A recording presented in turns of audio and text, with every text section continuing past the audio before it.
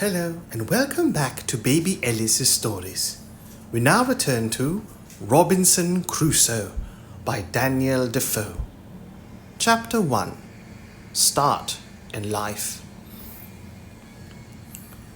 I was born in the year 1632 in the city of York, of a good family, though not of that country, my father being a foreigner of Bremen, who settled first at Hull. He got a good estate by merchandise, and leaving off his trade, lived afterwards at York, from whence he had married my mother, whose relations were named Robinson, a very good family in that country, and from whom I was called Robinson Crusoe.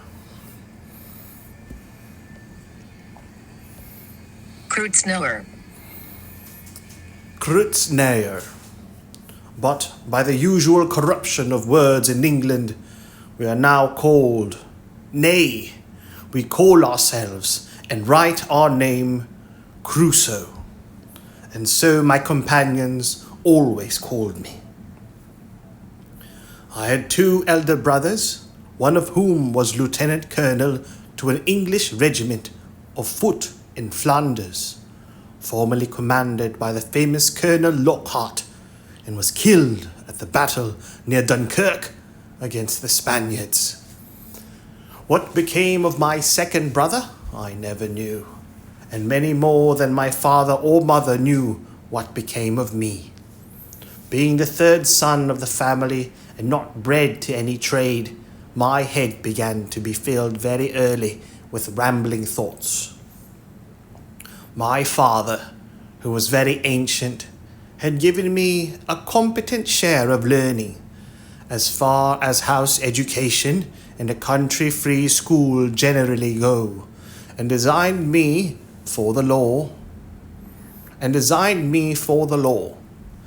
But I would be satisfied with nothing but going to sea, and my inclination to this led me so strongly against the will, nay, the commands of my father, and against all the entreaties and persuasions of my mother and other friends, that there seemed to be something fatal in that propensity of nature, tending directly to the life of misery which was to befall me.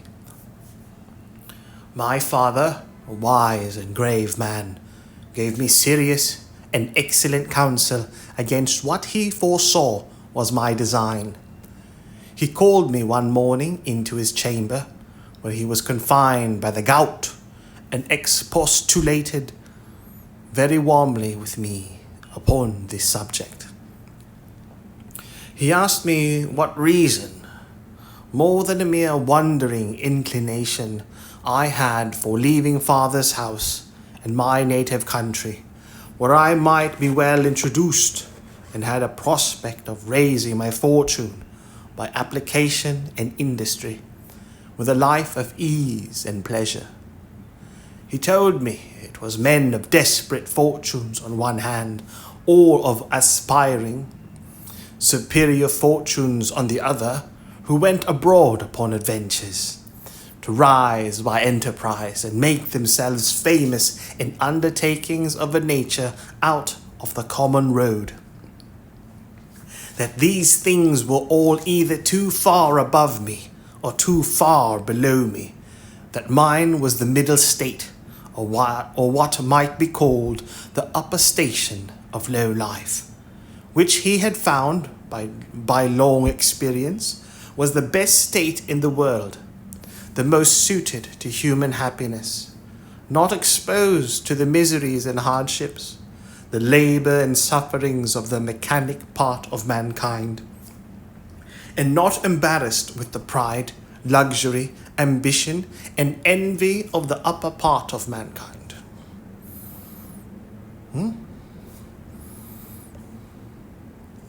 He told me I might judge of the happiness of this state by this one thing, viz,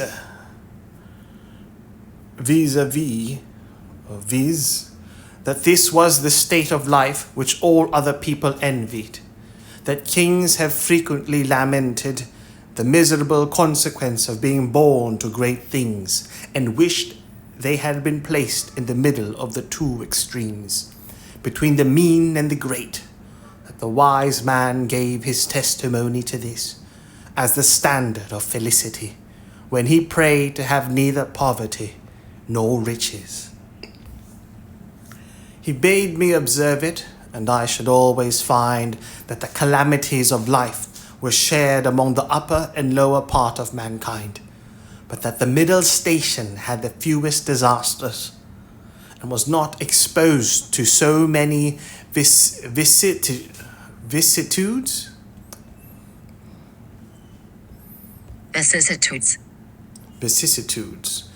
and was not exposed to so many vicissitudes as the higher or lower part of mankind. Nay, they were not subjected to so many distempers and uneasinesses, either of body or mind, as those were who, by vicious living, luxury, and extravagances on the one hand, or by hard labour, want of necessaries, and mean or insufficient diet on the other hand, bring distemper among themselves by the natural consequences of their way of living. That the middle station of life was calculated for all kind of virtue and all kind of enjoyments, that peace and plenty were the handmaids of a middle fortune, that temperance, moderation, quietness, health, society, all agreeable diversions, and all desirable pleasures were the blessings attending the middle station of life. That this way men went silently and smoothly through the world, and comfortably out of it, not embarrassed with the labours of the hands or of the head, not sold to a life of slavery for daily bread, nor harassed with perplexed circumstances, which rob the soul of peace and the body of rest, nor engaged with the passion of envy, or the secret burning lust of ambition for great things, but in easy circumstances, sliding gently through the world, and sensibly tasting the sweets of living without the bitter feeling that they are happy, and learning by every day's experience to know it more sensibly. After this he pressed me earnestly, and in the most affectionate manner, not to play the young man, nor to precipitate myself into miseries which nature and the station of life I was born in seemed to have provided against, that I was under no necessity of seeking my bread, that he would do well for me, and endeavour to enter me fairly into the station of life which he had just been recommending to me, and that if I was not very easy and happy in the world, it must be my mere fate or fault that must hinder it, and that he should have nothing to answer for. Having thus discharged his duty in warning me against measures which he knew would be to my hurt, in a word, that as he would do very kind things for me if I would stay and settle at home as he directed, so he would not have so much hand in my misfortunes as to give me any encouragement to go away, and to close all, he told me, I had my elder brother for an example, to whom he had used the same earnest persuasions to keep him from going into the low country wars, but could not prevail. His young desires prompting him to run into the army, where he was killed. And though he said he would not cease to pray for me, yet he would venture to say to me that if I did take this foolish step, God would not bless me, and I should have leisure hereafter to reflect upon having neglected his counsel, when there might be none to assist in my recovery. I observed in this last part of his discourse, which was truly prophetic, though I suppose my father did not know it to be so himself. I observed the tears run down his face very plentifully, especially when he spoke of my brother who was killed, and that when he spoke of my having leisure to repent and none to assist me, he was so moved that he broke off the discourse and told me his heart was so full he could say no more to me. I was sincerely affected with this discourse, and indeed, who could be otherwise?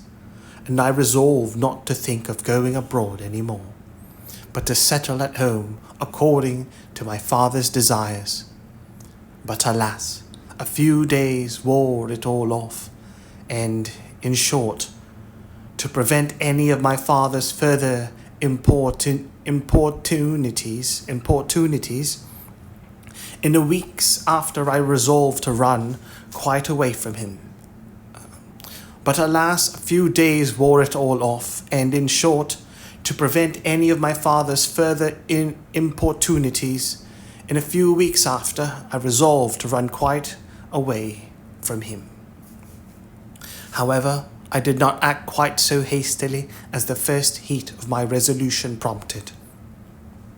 But I took my mother at a time when I thought her a little more pleasant than ordinary, and told her that my thoughts were so entirely bent upon seeing the world that I should never settle to anything with resolution enough to go through with it, and my father had better give me his consent than force me to go without it, that I was now 18 years old, which was too late to go apprentice to a trade or clerk to an attorney, that I was sure if I did I should never serve out my time, but I should certainly run away from my master before my time was out and go to sea.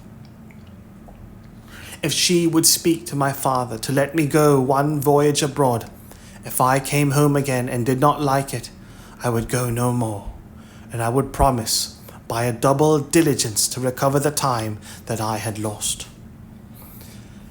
This put my mother into a great passion. She told me she knew it would be to no purpose to speak to my father upon any such subject, that he knew too well what was my interest to give his consent to anything so much for my hurt, and that she wondered how I could think of any such thing after the discourse I had had with my father, and such kind and tender expressions as she knew my father had used to me, and that, in short, if I would ruin myself, there was no help for me, but I might depend I should never have their consent to it, that for her part she would not have so much hand in my destruction, and I should never have it to say that my mother was willing when my father was not. Though my mother refused to move it to my father, yet I heard afterwards that she reported all the discourse to him, and that my father, after showing a great concern at it, said to her with a sigh, "That boy might be happy if he would stay at home, but if he goes abroad, he will be the most miserable wretch that ever was born. I can give no consent to it." It was not till almost a year after this that I broke loose, though, in the meantime, I continued obstinately deaf to all proposals of settling to business, and frequently expostulated with my father and mother about their being so positively determined against what they knew my inclinations prompted me to. But being one day at Hull, where I went casually and without any purpose of making an elopement at the time, but I say being there, and one of my companions being about to sail to London in his father's ship, and prompting me to go with them with the common allurement of sea-faring men, that it should cost me nothing for my passage, I consulted neither father nor mother any more, nor so much as sent them word of it, but leaving them to hear of it as they might without asking God's blessing or my father's, without any consideration of circumstances or consequences, and in an ill hour, God knows, on the 1st of September 1651, I went on board a ship bound for London. Never any young adventurer's misfortunes, I believe, began sooner or continued longer than mine. The ship was no sooner out of the Humber than the wind began to blow, and the sea to rise in a most frightful manner, and as I had never been at sea before, I was most inexpressibly sick in body and terrified in mind. I began now seriously to reflect upon what I had done, and how justly I was overtaken by the judgment of heaven for my wicked leaving my father's house and abandoning my duty. All the good counsels of my parents, my father's tears, and my mother's entreaties came now fresh into my mind, and my conscience, which was not yet come to the pitch of hardness to which it has since, reproached me with the contempt of advice, and the breach of my duty to God and my father. All this while the storm increased, and the sea went very high, though nothing like what I have seen many times since, no, nor what I saw a few days after, but it was enough to affect me then, who was but a young sailor, and had never known anything of the matter. I expected every wave would have swallowed us up, and that every time the ship fell, as I thought it did, in the trough,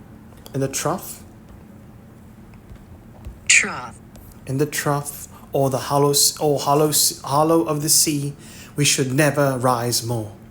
In this agony of mind, I made many vows and resolutions that if it would please God to spare my life in this one voyage, if ever I got once my foot upon dry land again, I would go directly home to my father and never set it into a ship again while I lived, that I would take his advice and never run myself into such miseries as these any more.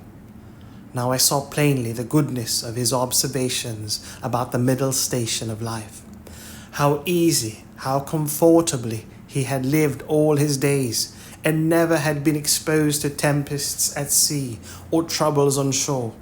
And I resolved that I would, like a true repenting prodigal, go home to my father. These wise and sober thoughts continued all the while the storm lasted, and indeed some time after. But the next day the wind was abated, and the sea calmer, and I began to have a little inured to it. However, I was very grave for all that day, being also a little seasick still. But towards the night the weather cleared up, the wind was quite over, and a charming fine evening followed. The sun went down perfectly clear, and rose so the next morning, and having little or no wind and a smooth sea, the sun shining upon it, the sight was, as I thought, the most delightful that ever I saw. I had slept well in the night, and was now no more seasick, but very cheerful, looking with wonder upon the sea that was so rough and terrible the day before, and could be so calm and so pleasant in so little a time after. And now, lest my good resolutions should continue, my companion who had enticed me away comes to me. "Well, Bob," says he, clapping me upon the shoulder, "how do you do after it? I warrant you were frightened, weren't you, last night, when it blew but a capful of wind?" "A capful, you'd call it," said I. "'Twas a terrible storm." "A storm, you fool, you," replies he. "Do you call that a storm? Why, it was nothing at all. Give us but a good ship and a sea room, and we think nothing of such a squall of wind as that. But you're but a freshwater sailor, Bob. Come, let us make a bowl of punch, and will forget all that. Just see what charming weather it is now. To make this short, this sad part of my story, we went the way of all sailors. The punch was made, and I was made half drunk with it. And in that one night's wickedness, I drowned all my repentance, all my reflections upon my past conduct, all my resolutions for the future. In a word, as the sea was returned to its smoothness of surface, and settled calmness by the abatement of that storm, so the hurry of my thoughts being over, my fears and apprehensions of being swallowed up by the sea being forgotten, and the current of my former desires returned, I entirely forgot the vows and promises that I made in my distress. I found indeed some intervals of reflection, and the serious thoughts did, as it were, endeavour to return again sometimes. But I shook them off, and roused myself from them, as it were, from a distemper, and applying myself to drink and company, soon mastered the return of those fits. For so I called them, and I had in 5 or 6 days got as complete a victory over conscience as any young fellow that resolved not to be troubled with it could desire. But I was to have another trial for it still, and Providence, as in such cases generally it does, resolved to leave me entirely without excuse. For if I would not take this for a deliverance, the next was to be such a one as the worst and most hardening wretch among us would confess both the danger and the mercy of. The 6th day of our being at sea, we came into Yarmouth roads, the wind having been contrary and the weather calm. We had made but little way since the storm. Here we were obliged to come to an anchor, and here we lay, the wind continuing contrary, namely at southwest, for 7 or 8 days, during which time a great many ships from Newcastle came into the same roads as the common harbour where the ships might wait for a wind for the river. We had not, however, rid here so long, but we should have tided it up the river.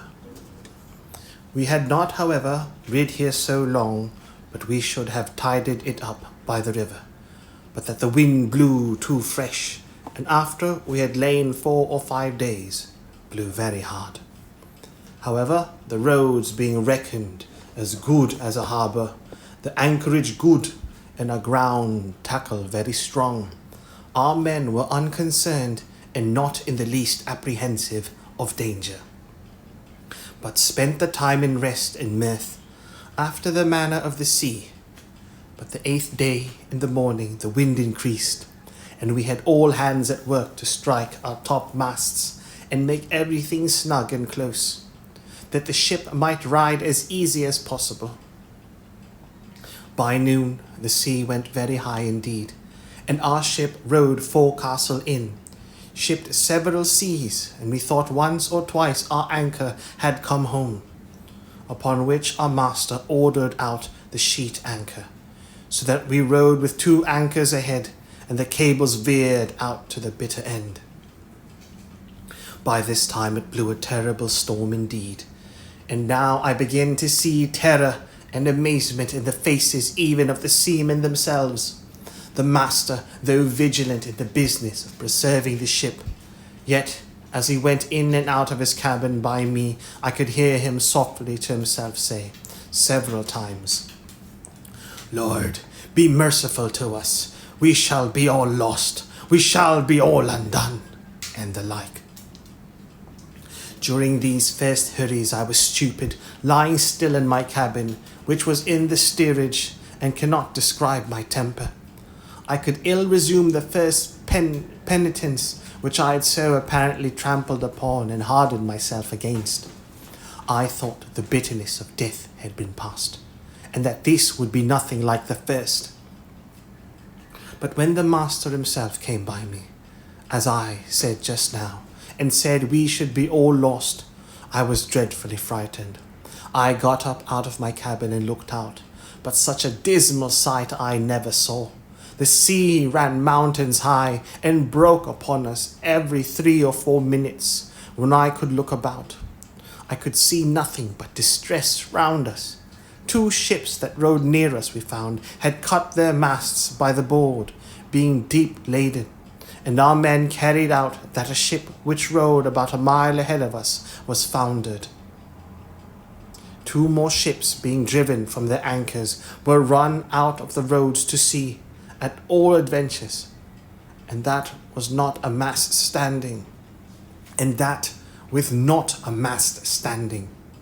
The light ships feared the best, as not so much labouring in the sea, but 2 or 3 of them drove and came close by us, running away with only their sprit sail out before the wind. Towards evening the mate and boatswain begged the master of our ship to let them cut away the foremast, which he was very unwilling to do. But the boatswain protested to him that if he did not, the ship would founder. He consented, and when they had cut away the foremast, the mainmast stood so loose and shook the ship so much, they were obliged to cut that away also, and make a clear deck. Anyone may judge what a condition I must be in at all this, who was but a young sailor, and who had been in such a fright before it but a little. But if I can express at this distance the thoughts I had about me at that time, I was in tenfold more horror of mind upon account of my former convictions, and having returned from them to the resolutions I had wickedly taken at first, that I was at death itself, and these, added to the terror of the storm, put me into such a condition that I can by no words describe it. But the worst was not come yet. The storm continued with such fury that the seamen themselves acknowledged they had never seen a worse. We had a good ship, but she was deep laden and wallowed in the sea, so that the seamen every now and then cried out she would founder. It was my advantage in one respect that I did know what they meant by founder till I inquired. However, the storm was so violent that I saw what is not often seen, the master, the boatswain, and some others more sensible than the rest, at their prayers, and expecting every moment when the ship would go to the bottom. In the middle of the night, and under all the rest of our distresses, one of the men that had been down to sea cried out we had sprung a leak. Another said there was 4 feet water in the hold. Then all hands were called to the pump. At that word, my heart, as I thought, died within me. I fell backwards upon the side of my bed where I sat, into the cabin. However, the men roused me and told me that I was able to do nothing before, was as well able to pump as another, at which I stirred up and went to the pump, and worked very heartily. While this was doing, the master, seeing some light colliers, who, not able to ride out the storm, were obliged to slip and run away to sea, and would never come near us, ordered to fire a gun as a signal of distress. While this was doing, the master, seeing some light colliers, who, not able to ride out the storm, were obliged to slip and run away to sea, and would come near us, ordered to fire a gun as a signal of distress. I, who knew nothing what they meant, thought the ship had broken, or some dreadful thing happened. In a word, I was so surprised that I fell down in a swoon, as this was a time when everybody had his own life to think of. Nobody minded me, or what was become of me, but another man stepped up to the pump, and thrusting me aside with his foot, let me lie, thinking I had been dead, and it was a great while before I came to myself. We worked on, but the water increasing in the hold, it was apparent that the ship would founder. And though the storm began to abate a little, Yet it was not possible she could swim till we might run into any port. So the master continued firing guns for help, and a light ship who had rid it out just ahead of us ventured a boat out to help us. It was with the utmost hazard the boat came near us, but it was impossible for us to get on board, or for the boat to lie near the ship's side, till at last the men rowing very heartily, and venturing their lives to save ours, our men cast them a rope over the stern with a buoy to it, and then veered it out a great length, which they, after much labour and hazard, took hold of. And we hauled them close under our stern, and got all into their boat. It was to no purpose for them or us, after we were in the boat, to think of reaching their own ship, so all agreed to let her drive, and only to pull her in towards shore as much as we could. And our master promised them that if the boat was staved upon shore, he would make it good to their master. So partly rowing and partly driving, our boat went away to the northward, sloping towards the shore almost as far as the Winterton Ness. We were not much more than a quarter of an hour out of our ship till we saw her sink. Then I understood for the first time what was meant by a ship foundering in the sea. I must acknowledge I had hardly eyes to look up when the seamen told me she was sinking, for from the moment that they rather put me into the boat than that I might be said to go in, my heart was, as it were, dead within me, partly with fright, partly with horror of mind, and the thoughts of what was yet before me. While we were in this condition, the men yet labouring at the oar to bring the boat near the shore, we could see, when our boat mounting the waves, we were able to see the shore, a great many people running along the strand to assist us, when we should come near.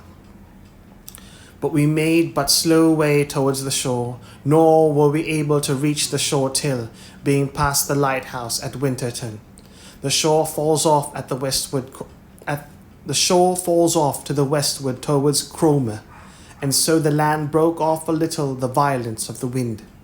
Here we got in, and though not without much difficulty, got all safe on shore, and walked afterwards on foot to Yarmouth, where, as unfortunate men, we were used with great humanity, as well by the magistrates of the town, who assigned us good quarters, as by particular merchants and owners of the ships. They had money given us sufficient to carry us either to London or back to Hull as we thought fit. Had I now had the sense to have gone back to Hull and have gone home, I had been happy, and my father, as in our blessed Saviour's parable, had even killed the fatted calf for me, for hearing the ship I went away in was cast away in Yarmouth roads. It was a great while before he had any assurances that I was not drowned. But my ill fate pushed me on now with an obstinacy that nothing could resist, and though I had several times loud calls from my reason and my more composed judgment to go home, yet I had no power to do it. I know not what to call this, nor will I urge that it is a secret, overruling decree that hurries us on to be the instruments of our own destruction. Even though it be before us, and that we rush upon it with our eyes open, certainly nothing but some such decreed unavoidable misery, which it was impossible for me to escape, could have pushed me forward against the calm reasonings and persuasions of my most retired thoughts, and against two such visible instructions as I had met with in my first attempt. My comrade, who had helped to harden me before, and who was the master's son, was now less forward than I. The first time he spoke to me after we were at Yarmouth, which was not till 2 or 3 days, for we were separated in the town to several quarters. I say the first time he saw me, it appeared his tone was altered, and looked very melancholy, and shaking his head, he asked me how I did. And telling his father who I was and how I had come to this voyage only for a trial, in order to go further abroad. His father, turning to me with a very grave and concerned tone, "Young man," says he, "you ought never to go to sea any more. You ought to take this for a plain and visible token that you are not to be a seafaring man." "Why, sir," said I, "will you go to sea no more?" "That is another case," said he. "It is my calling, and therefore my duty. But as you made this voyage on trial, you see what a taste heaven has given you of what you are to expect if you persist. Perhaps this has all befallen us on your account, like Jonah in the ship of Tarshish. Pray," continues he, "what are you, and on what account did you go to sea?" Upon that I told him some of my story, at the end of which he burst out into a strange kind of passion. "What had I done," says he, "that such an unhappy wretch should come into my ship? I would not set my foot in the same ship with thee again for 1,000 pounds. This indeed was, as I said, an exertion of his spirits, which were yet agitated by the sense of his loss, and was further than he could have authority to go. However, he afterwards talked very gravely to me, exhorting me to go back to my father and not tempt Providence to my ruin, telling me I might see a visible hand of heaven against me. "And, young man," said he, "depend upon it, if you do not go back, wherever you go, you will meet with nothing but disasters and disappointments till your father's words are fulfilled upon you." We parted soon after, for I made him little answer, and I saw him no more. Which way he went I knew not. As for me, having some money in my pocket, I travelled to London by land, and there, as well as on the road, had many struggles with myself, what course of life I should take, and whether I should go home or to sea. As to go home, shame opposed the best motions that offered to my thoughts, and it immediately occurred to me how I should be laughed at among the neighbours, and should be ashamed to see not my father and mother only, but even everybody else. From whence I have since often observed how incongruous and irrational the common temper of mankind is, especially of youth, to that reason which ought to guide them in such cases, namely, that they are not ashamed to sin, and yet are ashamed to repent, not ashamed of the action for which they ought justly to be esteemed fools, but are ashamed of the returning, which only can make them be esteemed wise men. In this state of life, however, I remained some time uncertain what measures to take and what course of life to lead. An irresistible reluctance continued to go home. An irresistible reluctance continued to going home, and as I stayed away a while, the remembrance of the distress I had been in wore off, and as that abated, the little motion I had in my desires to run wore off. And as that abated, the little motion I had in my desires to return wore off with it, till at last I quite laid aside the thoughts of it, and looked out for a voyage.